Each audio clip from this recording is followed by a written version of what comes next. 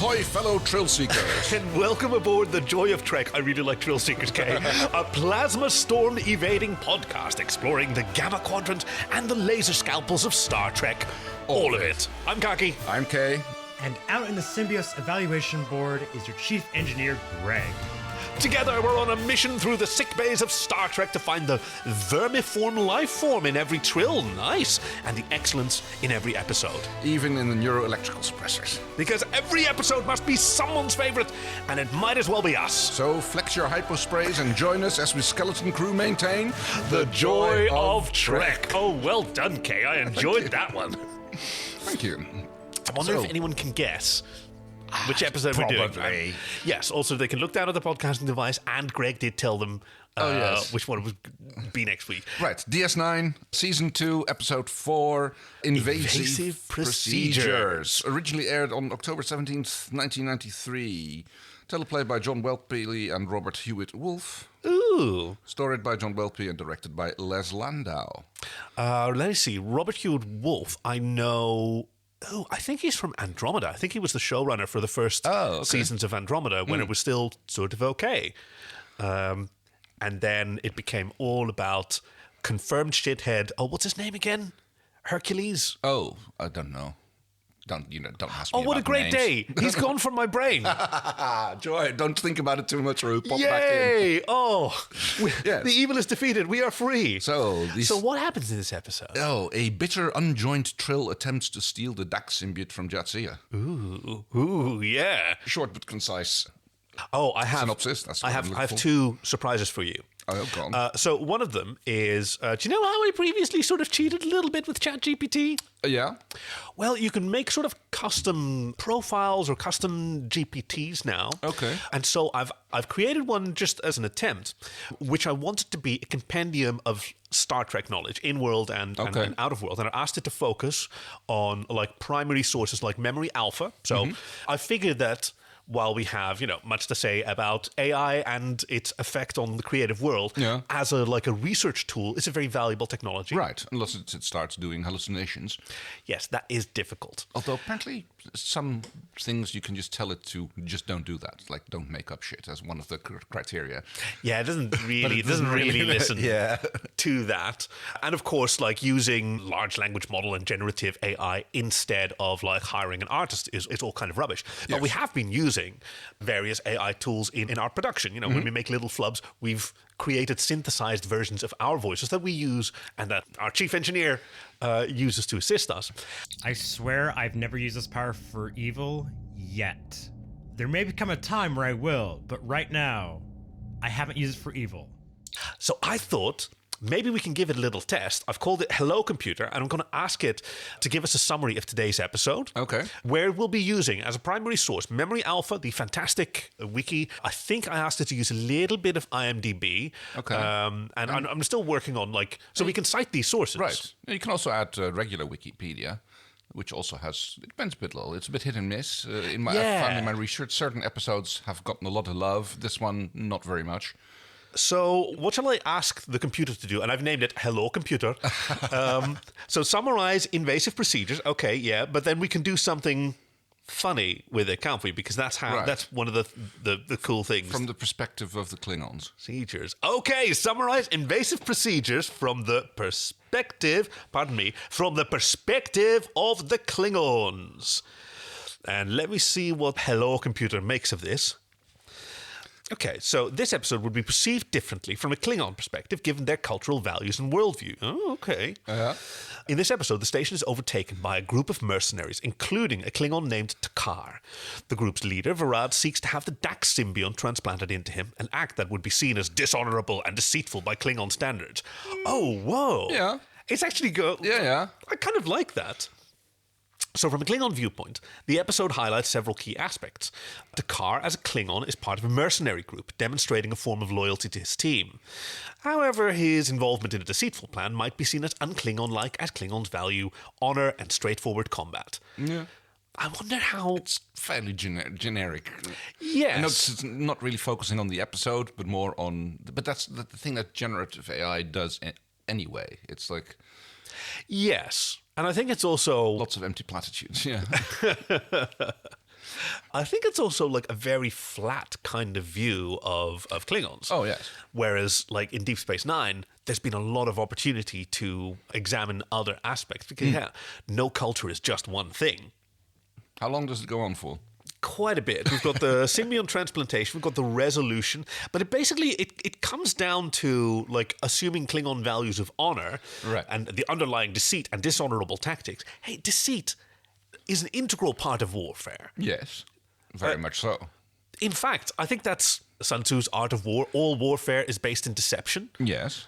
I mean, I don't know. I'm not sure what the Klingons would think of Sun Tzu, but probably call him a bit naive. Lacks poetry. You haven't experienced Sun Tzu until you've heard it in the original Klingon. I mean, a large part of Sun Tzu's work is, of course, just about logistics and telling people who have never like cooked a meal in their life that no, it's very important to keep your supply lines up and running, and they can only be so long. Yes, and it's like try to explain this to people who have no real world experience with hardships and travel. You know? Yeah, you need food, you need shoes. Then later on, we'll worry about like cannons and sword. We need food and shoes. And then we can have the rest. Yep. I think this is a really interesting way to start as we delve into this episode. But I've got one more thing to share with you, and that is we have buttons now. I figured it out. All right. So here's the buttons that we have. We have... I say we eject the warp core! All right. Right, that's the first one. I've done them sort of in order, and so you can see the second one is... when you sort of warp into talking about the episode. We have shields up. Yep. Right. Oh, you recognize it. Very good. And when we leave Starfleet at the end, we can just leave out. Yes. Excellent. This is my gift to you, Chief, because this will make your job a little bit easier. Wait, are you trying to replace me with this? Rom has some words to say about this. Workers of the world, unite. You have nothing to lose but your chains. Fantastic. Well, in that case, allow me. I say we eject the warp core! Okay. I don't have a lot. I do. All right. Okay, go ahead. Start. Evacuating a whole space station, kind of like it's nothing. Yeah, it's actually the second episode in a row that they did that. In a row? Yeah, the previous one they also had it evacuated for reasons. I get it as a cost-saving measure. Yeah. Right, because it's expensive to have a lot of extras and makeup. Like, I can imagine that this, as a relative bottle episode, was... Yeah. I mean, it's literally... Was it nice and cheap? Yeah, most of it is on command, or whatever it's called in... Ops. Operations, You've got operations, the docking bay, and sick bay, and that's about it. And one scene in Quarks. Yeah. But, yeah. The lights weren't even on. No, it's, very contained. Now, this is the kind of thing, like, aside from rehearsals, right, as one would rehearse a play... You could probably film it over the weekend. Yeah, I suppose. Right? If you got those actors together, and these are experienced actors. I had such a good time with them, but we'll get to that in a bit. It was mostly like the idea of evacuating an entire town, kind of as if it's nothing, as if it's routine. Right? Especially since they moved the station to be closer to the wormhole. So, it's a bit of a logistical operation, I guess. Exactly, which I would be hugely interested in. And so would Sun Tzu. All right. So, what else you got? Oh, actually, that was kind of the major thing, because I really love this episode. All right. Which was recommended to us. Oh, yes. This is from my friend Rhaen. Pardon me, Rhaen. It sounds like Rhaen, just a little breathier on the R. A fantastic Star Trek fan and a long-time acquaintance. When I asked him for a recommendation, and I wanted to especially that personal perspective that he came up with this. Rhaen says, I saw it as a rerun. I had to have been 7 or 8 years old. As a kid, I identified with the Trill since I felt like my consciousness and body are separate things, like my consciousness was some other being living inside me. Anyway, the episode has some randos show up and hijack the Dax symbiont for a little while, and there are all kinds of weirdly intimate scenes, both where the symbiont is taken out of Jadzia and put in the guy who is then briefly imbued with all sorts of memories and knowledge. The theme of the episode is that it's wrong to take something by force rather than earning it. The Trill pipeline, I think. But my very young takeaway was different, reflecting more on the intimacy of the symbiotic relationship and vulnerability, I guess. That's fascinating. I can really see that. I mean, thinking that your consciousness is living in your body. That's like, I believe they called it the homunculus. The homunculus. That's the one. Theory. Yeah, it's theory. the idea that there's just this little guy sitting in the control room of your brain. Yeah. Like looking at the view screen of your eyes and the speakers of your ears, and that there is a being inside you that operates the you that you are. And this is exactly how the Trill experience being imbued by a symbiote. Yeah. I think that's my other... I forgot the button now. I say we eject the warp core! How kind of cool Jadzia was at the end for this hugely traumatizing experience. Right. Of having someone's entire life experience forced on you, and also the fact that after joining, Dax continues to commit crimes. One of her hosts was fine with killing one of her other hosts. Yes. And that's a weird thing to have. But yeah, you can definitely see that she is troubled by this when she wakes up with... She just goes, oh, it's so sad. And not like, can I just call up the Trill sort of counselling hotline, because they're the only ones who can really deal with this. Well, in the quotes and the trivia, this is one of Terry Farrell's, Jadzia's, the actress who plays Jadzia, favourite episodes, because she believes it's very important in terms of differentiating between the host, Jadzia, and the symbiont Dax. Oh, yeah. And she says, I approached the scenes in the infirmary with the idea that Jadzia is scared, that she feels helpless. She cares very deeply for everyone on the station, and she is afraid for them. That's why she's willing to say, fine, I'll give my life for everybody, and you can have Dax. But that's been while the strength of Dax was inside of her, telling her that everything was going to be okay. Right. Once the symbiote is gone, she's only 28 years old, and she's like, wait, I haven't lived all that much. Yes. So that was her viewpoint on this episode. That's really fascinating, because we only get those few seconds of Jadzia, whatever whatever her name was prior to Dax. I don't even know. Her name was Jadzia. That's how it works. Yes, but did she have a family name? Oh, I don't know. That's never mentioned, really. Right? Yeah. Oh. But none of the other Trill is ever mentioned either, I think. Well, there's one who's briefly mentioned in Picard, and her name is Naashima Kunama Destifi, which was a very different kind of name, which I really appreciated, showing that, oh yes, Trill has countries. Yes. Right? Planets have countries, and countries have like regions, and sometimes it's Jadzia, and sometimes I also like that it's NAA, and the second A has an accent. Oh yes. So it's not Naashima, it's Naashima. Anyway, shall we warp into this episode? Or do you have another? Do I have? I mean. Okay, you can press one of the buttons. You're either going to press one of the warp core buttons or we're going to warp it. Well, we've already pressed the eject warp core button, so do I have to press it every time I bring up a new subject? I mean, we've got the buttons now. All right. You don't have to. You don't have to set your time to the capital city. I say we eject the warp core! All right, so the only thing that I'm a little bit bitchy about is the pirates getting on board. It's like put in place that this is done by Quark, disabling the security system on the docking ring. But I don't really see how that would work, because the way that the Doctor and Odo are overpowered. Yes, they didn't invoke any security system. Right, they just came walking in, someone comes running out like coughing and choking, and they just do a quick overpowering. Maybe the weapons are disabled. They don't have weapon disabling systems on the docking ring, do they? I don't know. Maybe sensors to detect the weapons that they were holding or something. But yeah, no, it seemed like an emergency situation. They were providing first response care to what appered to be, I don't know. It doesn't seem like... It seems a bit weird. It ties in a bit to another comment that I have, which was why it's one of Armin Shimmerman, the actor who plays Quark, least favorite episodes.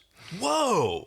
Because he feels that Quark commits an unforgivable crime, yet receives no punishment. According to Shimmerman, I worry when Quark doesn't get punished for really sizable crimes. It makes the character less important since his acts trigger no consequence. And it makes Odo look a little foolish in that he's the lawkeeper and he can't get this little troll punished. Yes. That's really, really valid. I actually share that with Armin Shimmerman, which is, I think, how it's pronounced. Oh, sure. Yeah. Because, I remember this as because I did a rewatch with my husband in the last couple of years. Mm-hmm. When this is over, Quark and I are going to have a little talk. I mean, he does have a redemptive act a little bit, but it's not a very major one, and it's also in service of survival. Right. I think that's really valid. But I think that's a bit for the warp core. All right. Then let's... Excellent. So... there's a certain sort of illogic to that sound after having dumped the warp core. Well, the warp core never gets dumped, you know. That's the Oh, yes. That's the thing. Like, there's always the only one time that they actually manage to dump the warp core. It's even more disastrous because that's when the Enterprise C, I believe, gets. Or the D gets very good. crashed. It's the only time there's a successful warp core ejection, and it only makes the situation worse. Ooh. Okay, I don't doubt you, but I really want to get a fact check on this because I'm really curious about it now. Chief, Chief, are there any other? No, this isn't about being right or wrong. We get to find out because I know there's definitely one in lower decks. Right, Chief? The statement was made around the time that they did it in Voyage Home. There might have been successful warp core ejects since, but up until then, that held true. So Kay does deserve some credit there because, yes, basically until DS9/Voyager, dumping the warp core wasn't something that really happened. Voyager is the one that is really guilty of dumping the warp core a lot. There's references to not being able to eject the warp core and that causing issues in TNG and DS9, but it is the first time that we actually saw like a successful warp core ejection was in Star Trek Insurrection, but then we saw in Voyager's episodes Cathexis, Day of Honor, Course Oblivion, and Renaissance Man, as well as the Delta Flyer ejecting it in Drive. And we have my favorite example is when Shax finally gets to eject the warp core, and it is his proudest moment in The Stars at Night. I've dreamed of doing this for so long. Eject. So we start off. Yes. Deep Space Nine in this sort of bluish, cloudy environment. Yes, there's a plasma storm which has caused the station to be evacuated. Odo and O'Brien are doing the rounds. They're battening the hatches, so to speak. So is Bashir. A small skeleton crew stayed behind. Which is conveniently all the main cast. Yeah. And Odo, who does not get much to do. No. And Quark. I volunteered to stay and help you protect the station. The only reason you volunteered is because there wasn't enough room on the evacuation shuttles for 600 bars of gold-pressed latinum. That's a lot of cash. I guess so, yeah. I mean, that's how it works. And he's just sitting there meditating and... Yeah, you see this posture that he's got, how he's got his wrists together? Yeah. That's a very Ferengi thing. It's basically like offering your wrists to be handcuffed almost. Oh. Like supplicating, Yeah. all right, fine, you got me. And yes, as they leave, there's this device, this presumably security defeating device left behind. Because he does a very successful move, does Quark. He presents an obvious lie. I was saying goodbye to my brother. Your brother. His shuttle left 3 hours ago. And then he immediately turns it on the personal. He goes to O'Brien, do you have brothers? Yeah. As a matter of fact, I do. Yes. But like all Starfleet officers... Did you ever have to say goodbye to them? Yes, when I went to Starfleet. I was like, you've never seen them since? It's like... Yeah, exactly. It seems weird. Apparently in Starfleet you get trained that if you have siblings, you don't bring them up until they're plot relevant. Fair. And Odo is suspicious, but... Odo's always suspicious. No more than that. He just goes grumbling, okay, you come with me. Yes. And doesn't check this environment where there's a mysterious device. We get the credits. Through. Yeah. I think seeing the opening credits of Star Trek Deep Space Nine first 3 seasons once is fine. Okay. No, and then okay. you see, I mean, Dennis McCarthy did a great job with the theme tune. Like it's got this sort of loneliness and nobility to it. But it is an awful just keep circling. Yeah. All right, so the ops crew gets a distress call from a ship that is limping at quarter impulse and trying to make it to Deep Space Nine because they've been caught out by the storm. Yep. Engage the tractor beam. Bring them into the closest docking bay. There might be casualties. I'll get down to the infirmary. Good idea. Good idea, says Sisko. And also, your fucking job. Yes. Doctor. What an excellent idea you've just had to follow the fundamental procedures. Go do your bloody job, yes. Why would you be waiting in... Operations, yes. Well, I mean, I guess it's a good point. Like, if there's nobody else on the station, then you might as well be where everybody else is, because that's the most likely place that if there's somebody's going to need medical assistance. Oh, yeah, that is where the most people are. But then when you got a ship coming in that might need medical assistance, Right. you don't wait for them at the hospital to be brought in. I guess. When there's no... I mean, of course, a doctor is not an EMT, right? As True. in the real world. But... On Star Trek, kind of. Yeah, right. Also, I mean, it makes sense because if he can do the best thing. Like, he can be there, he can, like, lay his stuff ready, and if, like, someone does need emergency medical assistance, they can always transport them directly to sickbay. Right, yeah. And then... But, like, Star Trek has a limited understanding of the medical professions. I recall one line that I bristled at when I heard it later. It's like about Nurse Chapel. Oh, I hear she's an MD now. Those are completely different branches of the medical profession. It's not like an upgrade from nurse to doctor. They have completely different training. They can do all sorts of things the doctors aren't trained to do. Yep, totally. Same with medtechs, EMTs, Yeah. But it's all a ruse. Yes. This woman she's pulling a Rhaen. Yeah. Sort of. She's, I'm so weak. Oh, je suis fatigué. Cough, yeah. Phaser to the chin. Ha-ha. And a Klingon out of the smoke. Yes. And another Klingon. And then you asked me, hey, Kaki, do you know who that is? No, and I asked if you recognized him. Do you recognize him? And I was so smug about it. And I still am. Because I recognize, with one exception, I recognize everyone. Okay. The ever-helpful Federation. It's Tim Russ. It is. In his... Second. Third appearance in Star Trek in general. On television, it might be his second, but I think he was also in one of the films. Okay, Help me according out to the here. trivia, it says it's his second appearance. First was in a Next Generation Starship Mine. Yes. His next appearance outside Voyager was... Where he was also a terrorist. Was a lieutenant aboard the USS Enterprise B in Generations. And then he came, and then he returned later to DS9 to play the Mirror Universe version of Tuvok in Through the Looking Glass in the next year. Oh, whoa. Oh, I forgot about that. That's really exciting. Yes, Tim Russ plays Tuvok. He's an excellent singer as well. Ah. And so this was, according to the trivia here, it was the second time round. And then there's also, so he's Takar, but he doesn't really get named. He does.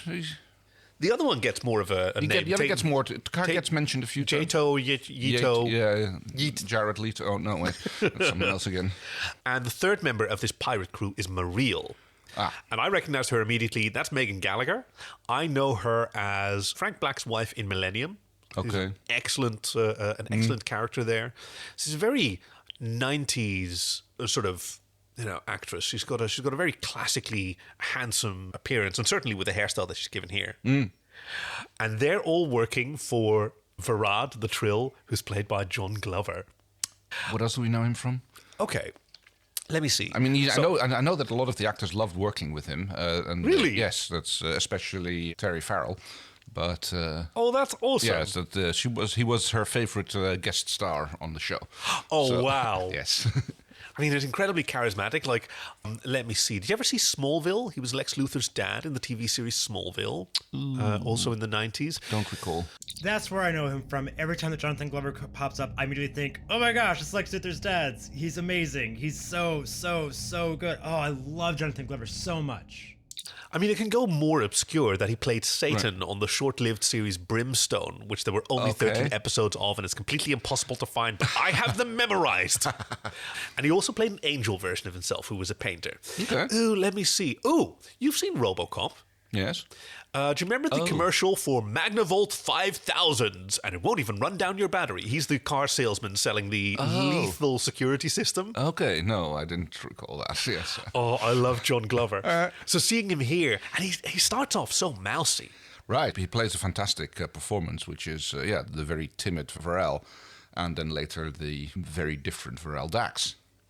Yeah, because Varad starts off with he doesn't want anybody to be hurt. He wants nobody to be hurt. Well, other than Jadzia. Yeah. And he knows that it's necessary, but there's a bit of a sort of Smeagol Gollum situation going on here. Yes, I can see where you're coming from.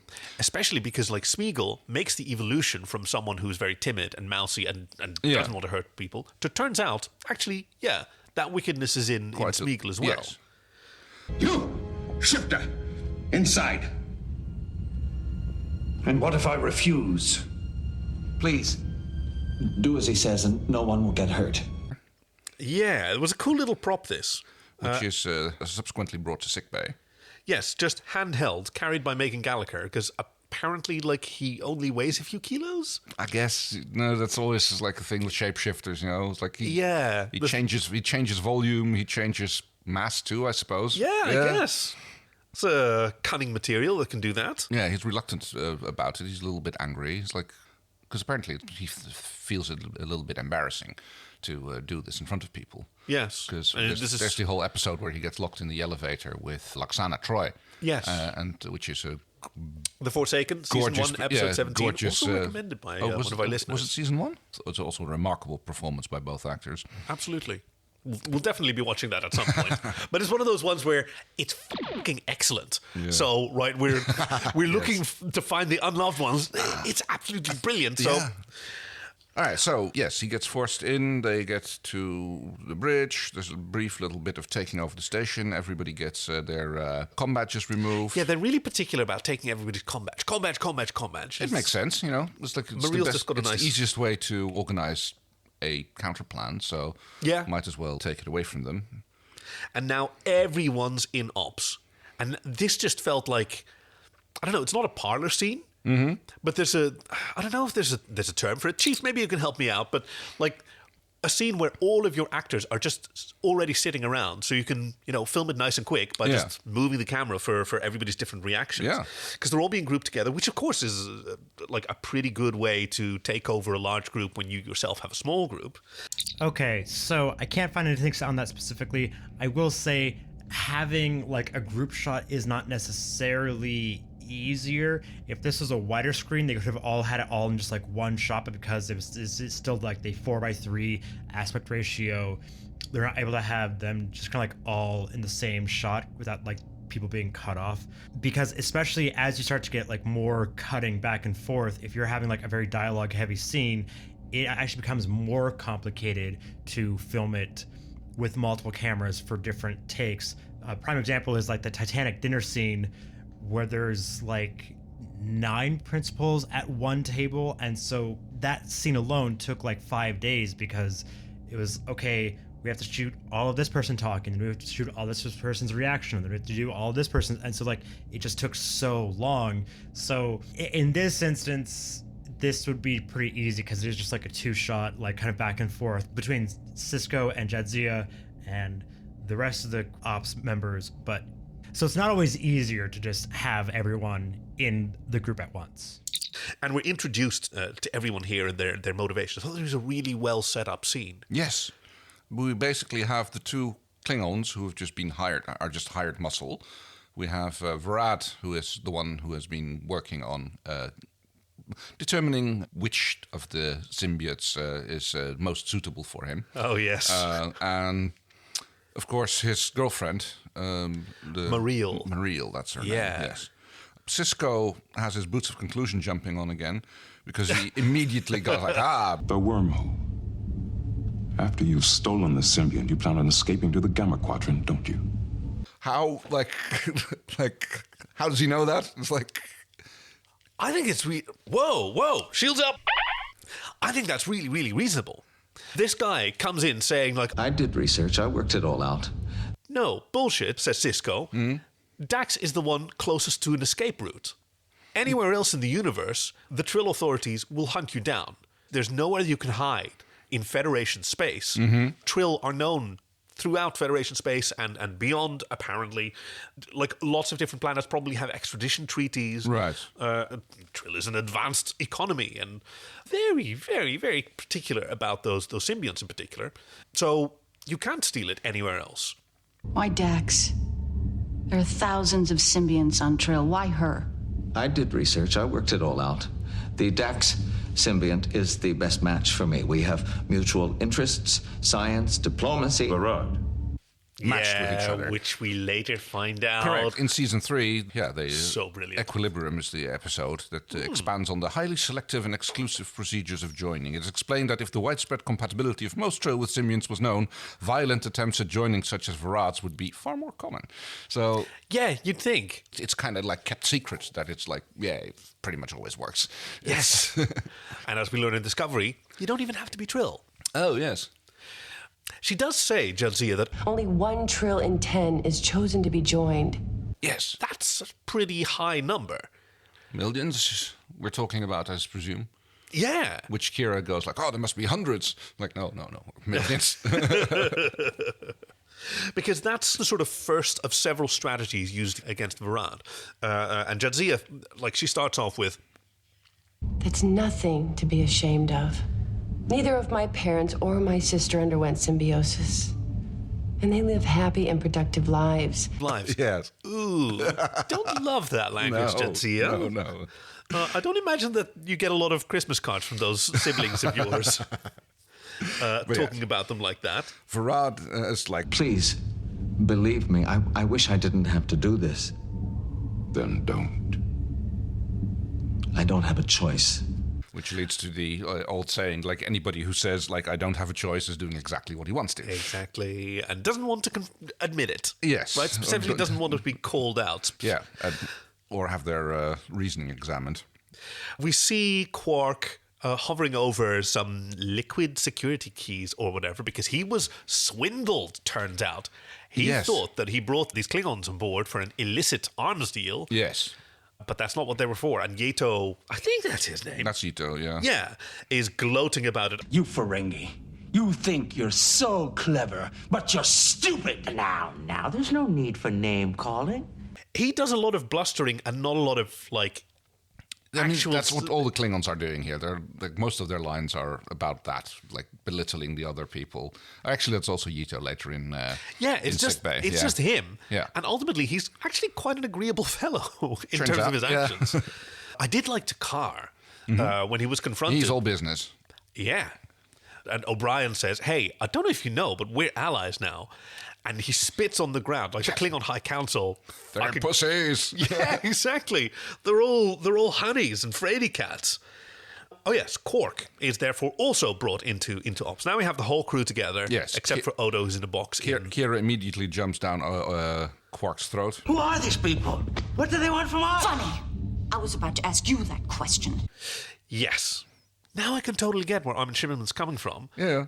There is no consequence to his action here. This is unforgivable because he was going to get Jadzia killed. Yes. Well, he didn't know that.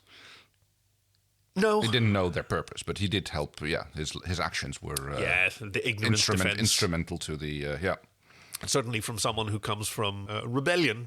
She has, certain views on collaborators who may or may not have known, but makes me wonder though, like were they going to plan this? Had they just been sitting waiting for this plan to happen until the plasma storm came by? I know. It's a bit. I know. That only just crept into my head, that thought. But yeah. Oh well. I mean, they might have been working on something else that might have taken years to prepare, and then a plasma storm. Oh whoa! Then we only need like 1, 2, 3, 4. 4 dudes is enough. There we go. Let's go now. It's a lot cheaper. He'll help. I don't want anyone else hurt because of me. But you have to give me your word that no one else on this station will be harmed. I promise. Yes, because Bashir has also protested. Yeah. Like, he's not going to be part of this. Yep. And Varad solves it by phasering O'Brien. Yes. Brino gets it in the shoulder. And he said, I think this is a really important line. This is the Smeagol line. There, you see? I've taken the first step. Yeah. Right? He hasn't just ordered somebody else to do it. He hasn't just condoned it. He has shot someone. And he will continue shooting people until he gets what he wants. Yes. Bashir implores him to let him treat O'Brien before going on to the surgery. It's kind of a useless little moment, this treatment, because he just sort of waves something over him. But I guess that's sort of to establish the pattern that he's a first aid giver whenever he sees someone in injury. Especially like an example that he later exploits with Yeto. Yes, very much so. Yes, the operation scene where we get Varad refusing the anesthesia. He wants to watch and experience it all. Oh, the operation. Sorry, yes. I thought you were talking about operations, the command room. No. Yeah, they're lying on bio beds. They've got blankets over their otherwise naked bodies, do the Trill with exposed windows in their abdomen. Yes. Do you notice?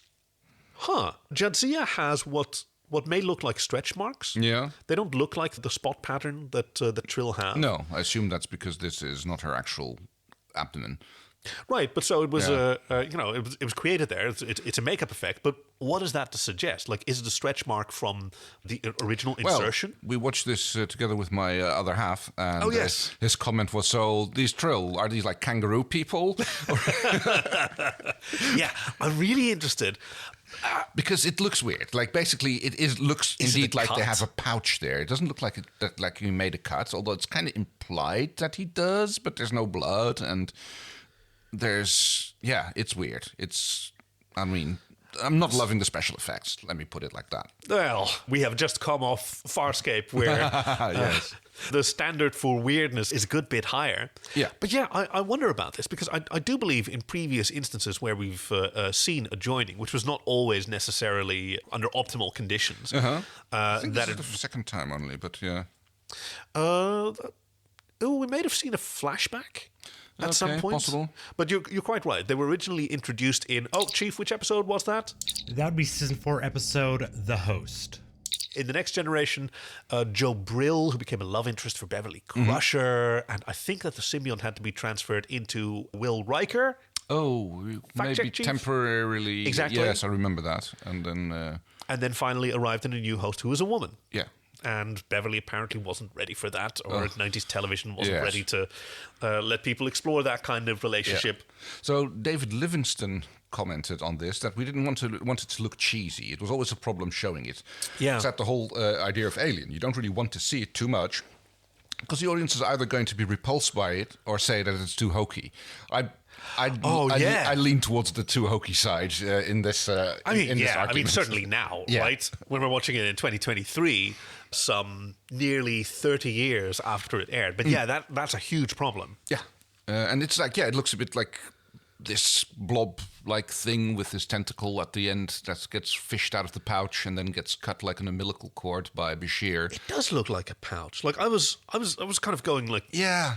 Is that an optimal way to... It's way too wide. Like, it almost stretches over the entire abdomen. So I'm wondering if that was an intentional thing or if it just made it easier. Imagine if it is a cut. Yeah. Would you want to make a small incision for it to squeeze through, or a large incision so there's less stretching of all the tissue? If you've got a dermal regenerator, you can knit the wound. Yeah, true. But you'd have to go... Like, you have to cut all the muscles. You know, that's like... Well, yeah. Yeah, it's weird. I mean, maybe with a dermal regenerator or whatever they've got, like a traumatic stretching or compression is way worse for tissue than just a clean laser scalpel cut that you can knit together, maybe? I don't know. I mean, in current medicine, it's like tearing is often done in order to get a better... rather than cutting. For some operations, they actually tear the flesh open rather than cut, because it knits together better if it's done that, rather than having a...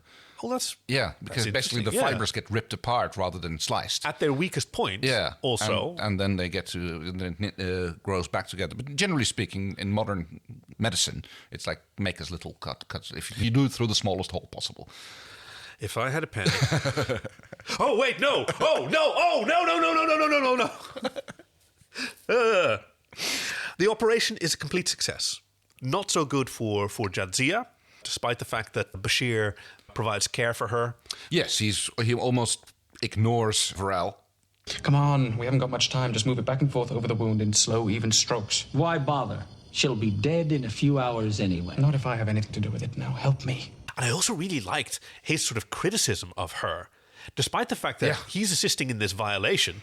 Like, hey, she's weak. She gave up. Yeah, she should have fought for it. Like, if she wasn't, I kind of like that perspective. I mean, obviously it's horrible, but it's interesting that he would have been a lot more inclined to help this woman if she'd fought against him. Yep. It's an interesting value system. Meanwhile, on operations, there's been a fight with the Klingon. God, that fight is terrible. It's awful. Quark incites it. He rolls a little coin. No, that's the later. That's the later. Oh, fight. is it a different one? This is just the first fight where everybody gets beaten up by the Klingons and prostitute. Oh, yeah. The fight between Kira and Mareel. Yeah. Kira is so bad. Yes. She's doing the double-fisted thing where It's... Because not only do you break your fingers when you've got them interlocked like that, but like you're losing all the force of your And later, which later she hips and shows your legs. Later she shows that she's actually a competent fighter when she like takes on the Klingon, and then that works fine. But yeah. like, I don't know. Apparently they're more vulnerable to double-handed fist throwing because you can't even get a good swing in. No, you can just like lift it and thump. Mariel's a lot better. Like she does all these cool sort of back elbow, backhand moves. Penta job. No, wait. Penta Wrong series again. Afterwards, Quark wanders over to Kira and goes like basically starts to bitch about. You people sitting around for do something. Do you have any suggestions? Why should I have any suggestions? I'm not the military mastermind. I'm just a victim of circumstances. Victim, really? Strategist. Like petulant Quark.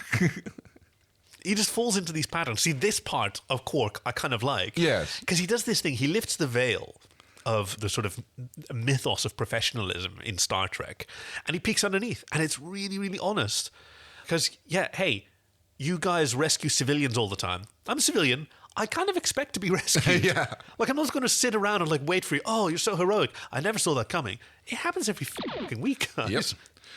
Cisco starts laying the groundwork for his master plan. Yeah. I think that's a really good way to describe it, because he's talking to Mariel. And he is starting to sow the seeds of doubt. That's the word I was looking for. Gets her to tell her backstory a little bit. Yeah. And starts to get his fingers behind the situation. Careful, okay. I was going to say the Trill flaps, but... And what's especially cunning about this is that, I mean, Mariel sees through this. Okay, you're trying to drive a wedge between us. Mm-hmm. It's not going to work. Varad told me that you'd say things like that. But that's only part of it. Like, it's plans within plans. Yes. The most important part is he wants her talking to him. Yeah. And some kind of connection to be formed. And he even does that kind of risky thing where he makes a prediction. Mm. He'll be smarter, more confident, but in all the important ways, he'll be the same. I'm sorry, but if he told you that, he's lying. Once a Trill is joined, it's like a rebirth. He'll be an entirely different person. Because there's also an implication, like whoever walks out of there, I know him better than you do. Suddenly, yes. Well, he doesn't say that, but that's definitely... Right? That clearly becomes his plan later on. And then Varad walks out. No, not just Varad. I'm Varad Dax. And he's just transformed. Yes. Rather than timid and mousy, he stands tall. I think even Cisco says that later as well when he's talking to Mariel again. It's like... He even looks different, doesn't he? The way he stands, the way he moves, talks. He doesn't really look at Mariel. As soon as she comes closer, as soon as she comes like within in his personal space, he turns away. Yeah. He doesn't streak away from her. He doesn't respect her like he used to. Julian. Oh, thank God. I thought I'd lost you. The symbiont. It's gone. And we see Jadzia for I think the first time. Yeah. And yeah, she's terrified and alone. And what a comfort it must be to have Julian there. Because even though like he has like romantic interest in her. Oh, yes. He's sort of pursued her in a clumsy and okay, I find it difficult to talk about what a sex pest Julian was in those early seasons. Right. Because on the one hand, yes, he's a sex pest and you shouldn't treat people like that. But also, he's definitely young. Yeah. And that's a thing that you need to learn. You know, nobody's good at everying. And also, he got a little bit of back of his own from that Cardassian tailor who was always trying to... He should. Who was also, at least giving the impression that he was trying to get into Bashir's pants all the time. Oh, yeah, and not in a tailor kind of way. Exactly. I'll measure your inseam. Oh, we definitely have to do more Garrosh here. Which was, I think it was canonized there was a Lower Decks mobile game where there's a holographic version of Bashir who tells Boimler at one point, well, I once dated a Cardassian. I know how difficult it can be. Nice. Yeah, we know which Cardassian he's talking about. Of course. But there's always been an underlying sort of, like an essential, not just an attraction, not just a pursuit, but a definite like respect and care was also there. Yeah. And I think that Jadzia always been sensitive to that. Right. I mean, there's like of similar age, late 20s, both very attractive people, colleagues, like a lot of people meet their future spouse at work, And that's true. So this, it's but also entirely... she's 600 years old as well, right, and she's been a young man several times. Also true, yes. and she sees like there's heart in him that she's always really appreciated, and that comes to the fore here because he's there to comfort her immediately. Yeah. Cisco plays an entirely different card now. As soon as Varad appears, Varad Dax, as he now announces himself, he is, oh, hey, old buddy, old pal, how's it going? And reminiscing about their time on Pelio right, Station. Bringing back through the, Curzon, first Curzon memories. Yeah. And then finally, at last, like slipping a Dax moment in there. Oh, it's so brilliant. Sorry, Jadzia moment. Yeah, in there, Jadzia. And then he's sort of confronted. Remember my wedding? I remember your bachelor party, or some of it anyway. And the time we discovered the wormhole. My. One of Jadzia's proudest moments. And you can see him going like, oh yes, I also have those memories. Do you think that, what was his primary angle here? Was he trying to undermine Varad and his guild, or was he trying to demonstrate to Mariel that the man she loved is changed and that he knows him better? I think primary getting into Dax rather than Varad, basically trying to get Dax more in control. Make Varad more aware of Dax. Secondary, definitely also showing to Mariel. Yeah. That, I think this is really interesting. That's how he's changed. Like, that was very obvious too. That's what he's doing. He's like immediately showing, not necessarily I know him better than you, but definitely showing like this is not the same person anymore. Yeah. And at the same time, getting Dax to work over is like play the guild card a little bit, I guess. It's really interesting to talk about Varad and Dax as separate entities because, we don't know that the symbiont has, like... agency? Yeah. Yeah. Yeah. No, we don't really. They contain the knowledge of all of these previous hosts, which I recently saw someone on Twitter, pardon me, I'm not able to credit that person, presented the thought, hey, it must really suck to be a newborn symbiont's first host. Right, that's what I was thinking as well. I literally just had the same thought. It's like, that must be like, oh yes, you've been chosen. Like, oh, who are we getting? Yeah, you're getting a new one. Sorry, it's just you. It's just me then, and nobody else inside. Okay, so I'm going to be of use to someone in future. Yeah, I mean... it also sounds cool. Yeah, but it's like, yeah, definitely not a... it's got a whole new world. So many lifetimes are going to be... Still just you. Figure it out. It's like the first person with a fax machine. No one has ever been that lonely. We've had that discussion before. I'm certain that he made too. Mariel bonds with some of the rest of the crew. She brings egg broth to O'Brien, who at first declines but then accepts it. And she's like, no, suit yourself. Why is this that like? Oh yes, because Varad goes and sit in Cisco's office to muse a little bit. Yeah, that's a good one. What is he doing? Just sitting there staring at the baseball. Oh no, he's sciencing because he's a Dax now. He's inherited Jadzia's knowledge. He's sciencing the plasma storm to determine when it will be safe. Okay, fair. Yeah. To go through the wormhole and proceed on the rest of his plan. Now Quark launches his little coin that he's been toying with, and he jumps onto the car. I got him! Nobody does anything. No, almost like it was premeditated. I don't know, or maybe just like we'll let him sort it out. Yes. And Mariel's got her phaser on everybody else, but that was Quark's plan. He didn't intend to overpower a Klingon. No, he wanted to get sent to sickbay. Because as soon as he hits the ground, he's squealing about his ear.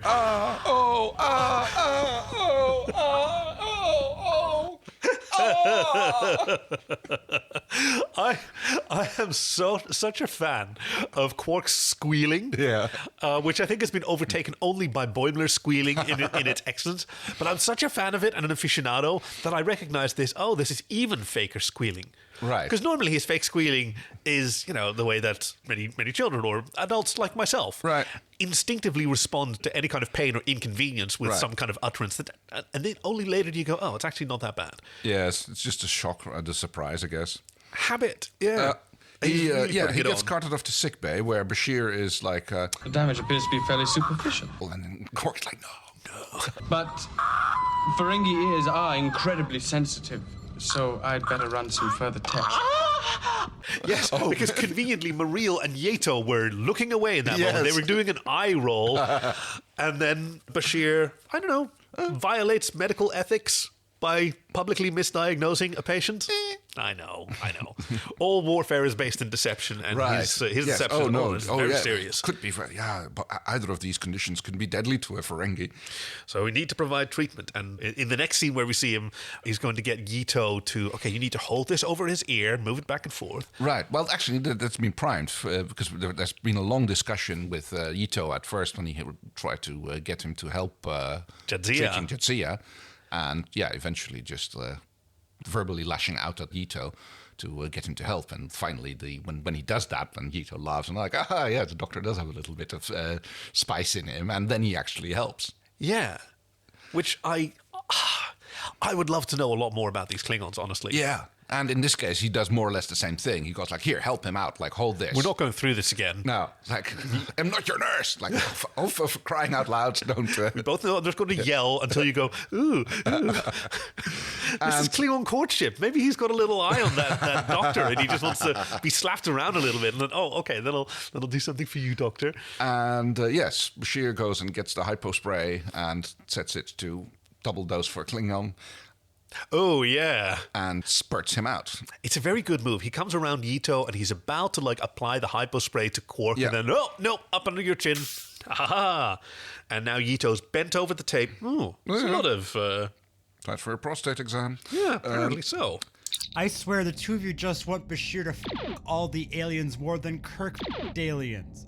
This is like the most monster podcast I've ever been on. But meanwhile, there is more talk between... Varad and Mareel. Yes. I couldn't have done this without you. I would have spent the rest of my life a mediocre man only dreaming about what might have been. And you can see how John Glover is just fantastic in it. And Megan Gallagher is fantastic in this because you can see her sort of hope and optimism kind of fading away. And yep. I mean, Sisko, throughout this... The scenes we've been talking about, Sisko keeps talking to her. It's like keeps emphasizing what has changed in him. Yeah. How he's now, his body language has changed. How he just how he dismisses her, which the old Varad would never have done. Yeah. And he keeps picking away at the little scabs, and to try and play his plan. Yep. The sooner you leave, the sooner I can follow, and the sooner we'll be together. Varad looks away when she tries to kiss him. Then he tries to kiss her. And she turns away. Yeah, she backs off. She backs off, and then he gives her a kiss on the cheek and sort of moves on. And then a knowing look from Sisko. It's like, told you. So when Bashir and Quark have freed themselves from Yeto, Bashir's first priority is to free Odo. Yeah, makes sense. And now we get a cool little scene because, the box is locked. Yep. Allow me, says Quark. Yes. Cracks his fingers. And, maybe you can assist me in performing surgery on this lockbox. Yeah, he does a little bit of button pushing and listening, which allows him to determine what kind of mechanism it is. Laser scalpel, please. Yes, cuts a little hole in the box. It's good, but it has its vulnerabilities. And, just in a few moments... It's a gift. And we don't see Odo. No, because I guess special effect budget was run out. Yeah. Doesn't really matter. You don't really need to do another Odo coming out of the box scene. It doesn't really add anything. No, but we just don't see Odo at all. Oh, not for a bit, no. Right, they talk about him later on. Now Odo's free. You're definitely all in trouble. But he's just kind of not appearing in this scene. Now it's time for Varad to leave because the storm has subsided. This is I'm a little bit unclear because, so the plan is for Varad to steal a runabout and leave on his own, and then the others are going to come later because why? Yes. I had questions about that as well. Not to dump another warp core, as tempting as that button is. How are they going to get paid? Well, they're going to go to a rendezvous point. In the Gamma Quadrant. Presumably the Klingons aren't going to stay there. No. Maybe they get the shuttle. Yeah. Maybe they get the runabout. Or maybe they have or already have been paid. Yes. I mean, With mercenaries. Klingons, you can probably... Yeah, I don't know. I still don't want to, like, paint all the Klingons with the same broad brush. Our limited understanding of what is honorable and dishonorable. No, but I can imagine that, they have already been paid. I mean, like here you have your gold-pressed latinum or whatever they take for currency. Yeah, it's usually that. Yeah, and then now you're just along for the ride. But yeah, the plan is that Varad is going to go first, and then everybody else is going to follow him. And At least Mariel. And Yeah. she's noticed something, which she tells Cisco, hey, the plan was for him to wait for me at the rendezvous point. Yes. And now he said... Just wait for me at the rendezvous point. And Cisco goes, well, it might just be an honest little slip-up. Yeah, I hope you like that. I hope you like the rendezvous point because you're going to be waiting a long time for him there. He's genuinely sort of connecting with her. Right. Because she's a woman of unfortunate circumstances. I mean, that's never an excuse for one's actions. I mean, certainly insinuating circumstances. Right. Kira calls her out on that. Like, He got you out of a bad situation and now you're willing to kill for him? Yeah. Which is the thing, like, she talks about she'd grown up on a planet called Kefka and she didn't have a lot of opportunities. No. She was working at an accommodation house, which I hope is like a hotel and not a brothel. The implication? the trivia page and everything calls her a prostitute. So Oh, dear. It's, yeah. I guess it's my own naivete that I wasn't able to catch it, but Yeah. it's a bit of a sort of noir trope, right? It is. A woman who's worked as a sex worker must be a victim of circumstance Right. and tragic and pitiful. And of course, Well, he came to her for comfort, as I believe is what she says, and then when he got yeah, hey, recalled what back, the fuck? Yeah, wait, warp core. I can't reach the... I say we eject the warp core! Yeah, falling in love with a client yeah, over sympathy, like that's Yeah. a pretty toxic start of a relationship. I'm not saying that it can't happen, but well, yeah, it is a bit of a and trope in and 90s television. And then he asked her to come with him to Trill when he was recalled back for his work. Oh, And yeah, then something maybe like that. she went like, "Oh, my chance to get off planet. We can always see how it goes later." Yep. And then she stuck with him Yeah. until now. She hands Cisco her phaser, Yep. but she does say, If you hurt him, I'll kill you. She accuses Cisco of like, "Oh, you only care for Jadzia," and he goes, "Well, you only care for Varad. Varad. So it doesn't matter. Like if you want Varad back, I want Dax back." our self-interests align. Because, now neither of us have what we want. Exactly. My Jadzia Dax is dying, and Yeah. some other person... Yeah, and your Varel is now Varel Dax, and he's clearly not the person that you were hoping or were told he was going to be. Varad finds the docking bay empty. Yes, because Odo has released a docking clamp, so now there is their ship is floating around in the plasma storm, banging against the pylons, kind of rocking back and forth on the waves of the plasma storm. Odo and Kira take out the car. Yep. Which, why Odo needs to like move his arms and legs and fight as badly as Star Trek people Odo do. is actually lets Kira do most of the work. He's kind of like just stands there looking at things for a little bit. Oh, Klingons are really vulnerable to that double-fisted punch. I know, right? They just can't stand. Or just a very light, empty plastic barrel. Bajoran bird bones cracking against them. Yeah, and Varad tries a different pad. He goes for the Orinoco, which was prepped on pad 3 by. Oh yeah, Kira good setup and payoff. But he gets intercepted by Cisco. They've got their phasers on one another. It's Varad Dax who actually puts his phaser down first. Yeah. We both know that if you shoot me, even on stun, you risk killing the symbiont. Which sounds like a nasty weakness. I mean, it's Maybe because it's not settled in properly yet.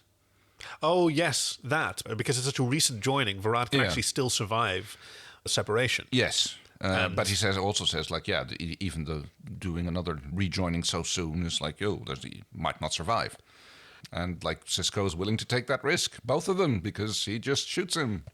There's the way it goes in this scene, I don't know if it's like a little bit of bravado or it's just like excessive coolness because Varad goes, I know you're not going to shoot me. Yeah. Goodbye, Benjamin, and walks past him. And then Cisco like turns around and says, Varad. And Varad turns around and says, Don't call me Benjamin. zap. phaser. Yeah. I don't know if he was just playing for time or like just being a real drama king, or whether he really was going to let Dax go, and only when he was taunted like that with this imposter claiming friendship. I don't think he was. I think he was going to shoot him all the time. I think it was just Varad Dax who misjudged his old friend. Yeah, actually, yeah, I can see that. Maybe it was Cisco just providing as many opportunities for Right. Dax. I think it was Varad's wishful thinking that come to that conclusion. And Varad now wakes up and he's afraid again, and he's alone. He's so alone, despite the fact that Mariel is there holding his hand. Although, yes, they seem to be back on par. But yes, he's reminiscing, like, I had it and now it's gone, and like I can't remember, except I still feel so alone. He's not responding to her, even as Varad, because she says, You're not alone, Varad. I'm here. and even then he's still just thinking about the knowledge, the confidence. Yes. It's all gone. It's all about himself. Yeah. And then we see Jadzia sitting up. We see her spots down her shoulders. Yes, much happier now. She hugs Benjamin. I really like that. And she goes, yeah, I can remember everything, and it was just so sad. Yeah, Not horribly traumatizing to have your kidnapper and killer's mind inside your own. Yeah, and then they just look over to him to do one final shot of Rad, and that's scene. Da, da, da, da, da, da. What did the third button do again? Oh, the third button is shields up, and the last one is yes. the transporter. So we That's don't the one. really have a... No. Okay. We do deleted scenes. We've got to explain it every time to be accessible to new listeners. Yes, so we imagine like which scene ended up on the cutting room floor. Yes. For me, it's very simple. It's 20 minutes of Quark screaming and whining and like laying in sick bay. Okay, that's what you want to see? No. Because there's a potential future where someone uses an ethical form of AI generation to give us the scenes that we want. Okay, in that case, I want to see the segment of... Are you familiar with the lockpicking lawyer? Have you ever seen any of that stuff on YouTube? Yeah. Well, that, but then Quark, like doing a little... I like that. Doing a little lockpicking lawyer segment at the end of DS9 where he shows up like how to defeat this particular lock and how easily it can be done. Like they really thought about this, but they forgot to mention that if you cut away this little thing and then push that button, then it completely bypasses the... Oh, I like the idea that as soon as they've yeeted Yeeto and they've got the Odo box, he cracks his knuckles and then he very quickly sets up his iPhone in the corner to, hey guys, what's going on? Bartender. And he just live streams lockpicking bartender. Mine isn't so silly. I want to know a lot more about these Klingons. Like, why are they mercenaries? Like, what are their family relationships? Like, they've clearly got, or certainly Takar has certain opinions about the current state of Klingon society. How would you imagine that being filmed? Like maybe Bashir talking to Yeeto or something? Like, okay, how did you get here? I think they're probably going to be dating. They're going to be like... Bashir and Yeeto. Bashir and Yeeto, well... Yeah, okay. You know, you've got conjugal visits and whatever. He likes a bit of rough on the side. Well, or maybe otherwise with Takar. Takar. I think he's the most interesting. Played by Tim Russ. Right. Takar and Kira maybe just like chatting a little bit about like, okay, so how did you end up here, you know? Or maybe a flashback to like a Star Wars style cantina. Oh, okay. Where they first get hired by right. Mariel and Varad. Okay, yeah, that could work. Yeah, that sounds like a cool scene. So Rhaen, who recommended this, was like 7 or 8 years old when he saw it for the first time. Yeah. And this concept of like duality between the self and the body was very formative, which I think is really, really interesting. I mean, nowadays, and in this age in the 21st century, we have a lot more language to like explore these concepts. Right, you know, people examining like what's my relationship with my body through gender, but also through other, other means. And I'm actually really intrigued, like, what are the allegories here? Because it's not a straight up like transition. No, clearly story, not. right? No, that was they handled it. That was the original Trill episode when they suddenly go from a in the ham-fisted 1990s kind of way, and it was kind of also done of course, in the beginning, in the opening, first episode of DS9, when it's like when Cisco has to adjust to the fact that Dax is now Jadzia Dax, and which is done even better in a later episode of Voyager, when 2 old Klingon friends of Dax show up.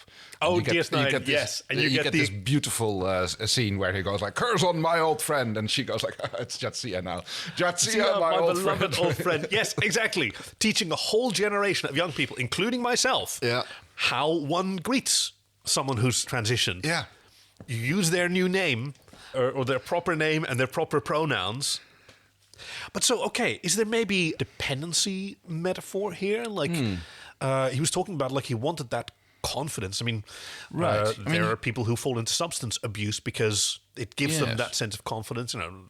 Well, he clearly felt slighted by the symbiosis assignment board that he trilled. That he says that earlier in the episode. I went before the symbiosis evaluation board, and they reduced my entire life to one word: unsuitable. And yes, he couldn't deal with that. That's a live journal screed. Like, he's rehearsed that. Yeah. I wonder if there's a deleted scene of everyone in the background like rolling their eyes. Oh, he's doing this again. He's doing the whole speech. Is he doing the long version? He's doing the long version. Oh, God. Get a cup of tea. Get me some egg broth. Yeah. I think egg broth is good. I don't know. I mean, it's not just like egg drop soup. What is egg drop soup? It's kind of like soup, and you drop. Taki gets K talking about recipes. It's my favorite segment of the show. It's basically you make a soup, like a broth, and then you scramble an egg. Then you kind of like you mix up an egg, and then you kind of drizzle it in, so you get these little strands of egg in your soup. So you drop an egg into soup. Well, in little bits, so that you get I like thin it. little strands. You get it in sweet and sour soup has it, depending on which Chinese restaurant you go to. But sounds tasty. I need to make that sometime. Yes. You're not doing the list anymore of things. I was just thinking about it for many years. Like, any time that you went, oh, I've got to make that, I immediately grabbed my phone and wrote it down to make sure to remind you that some other time, and we had some delicious meals thanks to that list of mine. Yes. Because sometimes you get the itch to cook for more than a few people. Right, and then it's like, what to do? And then out comes the list. And yes. And my husband and I live close by, and we are very good at doing the dishes after you've cooked for us. Yes. I think it's a very good symbiotic relationship. Yes. Yeah. Okay. Hey. And I think with that we can say yes, we've come full circle. And I think it's about time. Yep, I'm leaving Star Trek. Energize. No, you'll get it, honey. You'll get it next time. We hope you've enjoyed this week's episode with friends Kay and Kaki. Production and editing by Chief Engineer Greg, and music by Fox Amore. Join us next time for Enterprise Season 2, Episode 9, Singularity. Visit joyoftrek.com/links to send us your recommendations, support us on Patreon, or to find us on Blue Sky, Instagram, and Facebook. We'd love to hear from you. Thank you for listening to The Joy of Trek, and we'll see you out there.